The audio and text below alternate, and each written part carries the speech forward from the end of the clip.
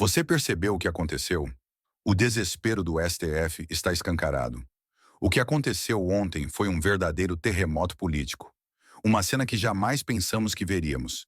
Ministros do STF completamente desnorteados, sem respostas, sem controle, sem a arrogância habitual que sempre ostentaram.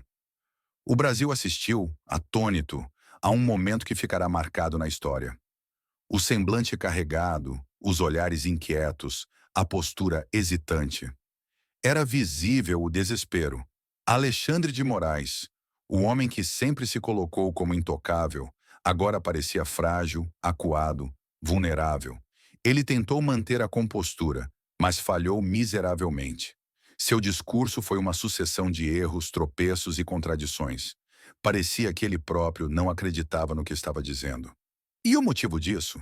O cerco se fechou. O que está acontecendo nos Estados Unidos atingiu Moraes e seus aliados em cheio, e agora eles não têm para onde correr.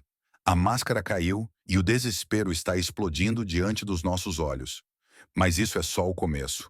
O que vem a seguir pode mudar tudo. Segure-se, porque as revelações de hoje vão te deixar chocado. O teatro desmontado. Moraes fala, mas não convence. O que foi aquele discurso vergonhoso? Alexandre de Moraes, o todo-poderoso do STF, tentou encenar uma performance de defensor da democracia, mas o espetáculo foi um fracasso absoluto. O Brasil inteiro viu um ministro tenso, nervoso, atropelando palavras, se enrolando nos próprios argumentos. Tentou se justificar, tentou parecer firme, mas o que transpareceu foi desespero.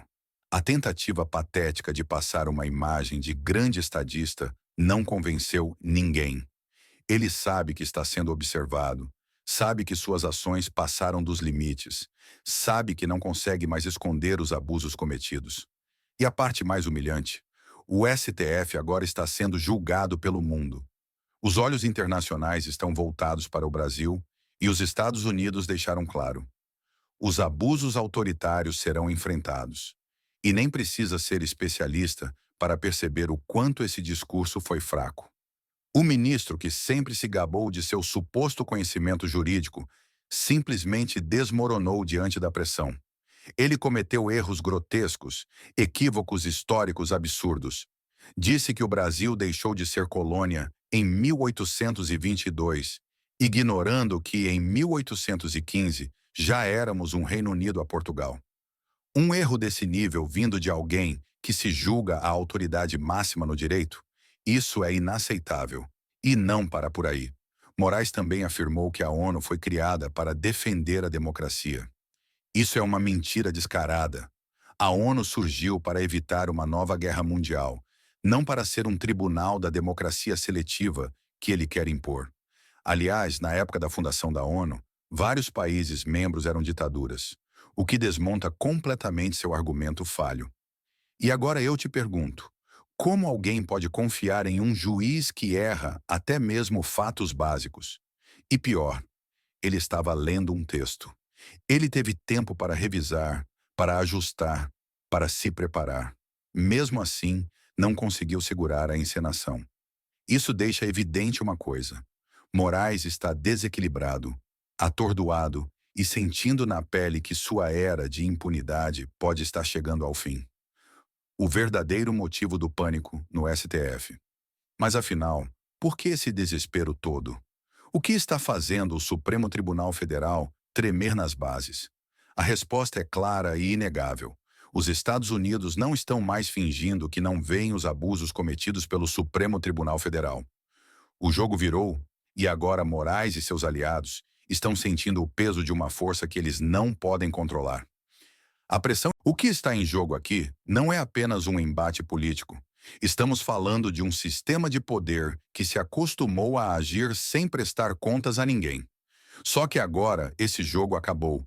O STF está acuado, sem saída, e a pergunta que fica é: como eles vão reagir diante dessa nova realidade?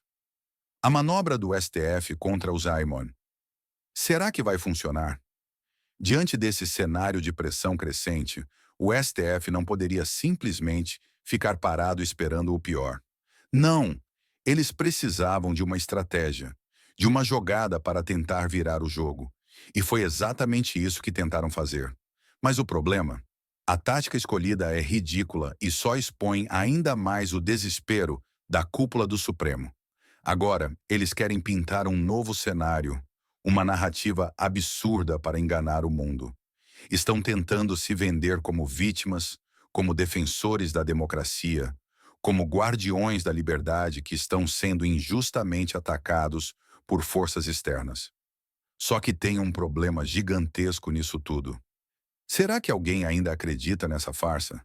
A verdade está escancarada. Todo mundo já viu o que aconteceu nos últimos anos. O STF ultrapassou todas as barreiras do aceitável e começou a agir como um poder soberano, acima da lei, sem limites e sem oposição. Eles não apenas censuraram, mas impuseram suas decisões de forma extraterritorial, tentando controlar até mesmo conteúdos publicados fora do Brasil.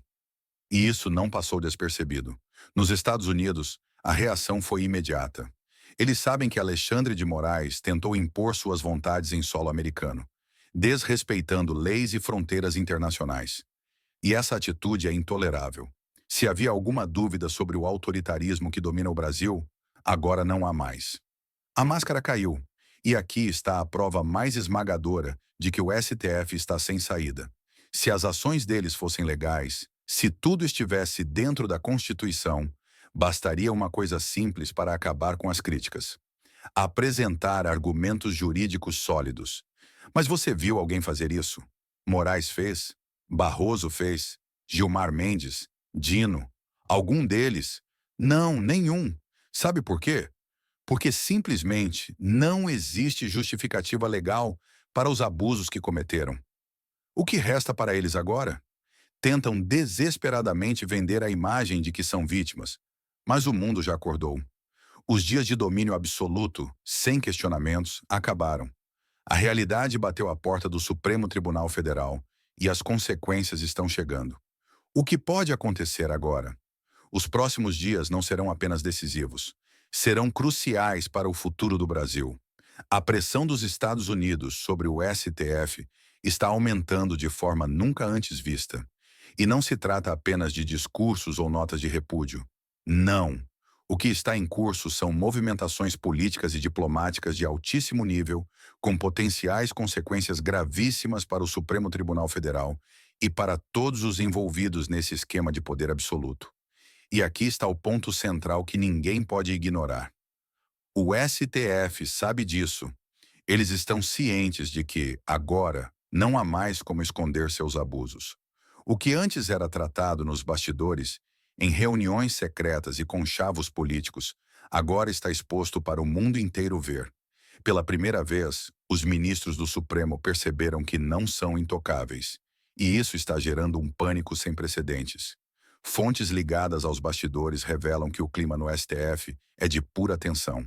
Os ministros estão nervosos, preocupados, tentando encontrar uma saída antes que seja tarde demais. Mas qual saída? O que eles podem fazer agora? A cada novo passo em falso, a situação só piora, e se engana quem pensa que a pressão vai diminuir. Não. Tudo indica que ela vai aumentar ainda mais. E agora chegamos à grande questão. O que vai acontecer com o Brasil? Vamos continuar reféns de decisões arbitrárias? Vamos permitir que um pequeno grupo continue manipulando as instituições e governando sem qualquer limite? Ou finalmente veremos a justiça sendo feita, com consequências reais para aqueles que abusaram do poder? Os Estados Unidos estão deixando claro que não vão mais aceitar essas práticas autoritárias passivamente. E se a pressão internacional continuar crescendo nesse ritmo, o STF pode acabar enfrentando sanções pesadas, algo que jamais aconteceu antes na história do Brasil. E a pergunta que fica é: o que vem depois? Qual será o próximo passo dessa batalha? Agora eu quero saber a sua opinião. Para você, qual foi o momento mais impactante desse escândalo? O que pode acontecer nos próximos dias? Me conta nos comentários, porque esse debate está só começando. Resumo: nos últimos dias, o cenário político brasileiro foi abalado por um discurso tenso de Alexandre de Moraes. O ministro, que sempre se posicionou com firmeza, demonstrou sinais de preocupação e inquietação, levantando questionamentos sobre o futuro do STF e sua própria atuação. Mas o que realmente está acontecendo nos bastidores do poder?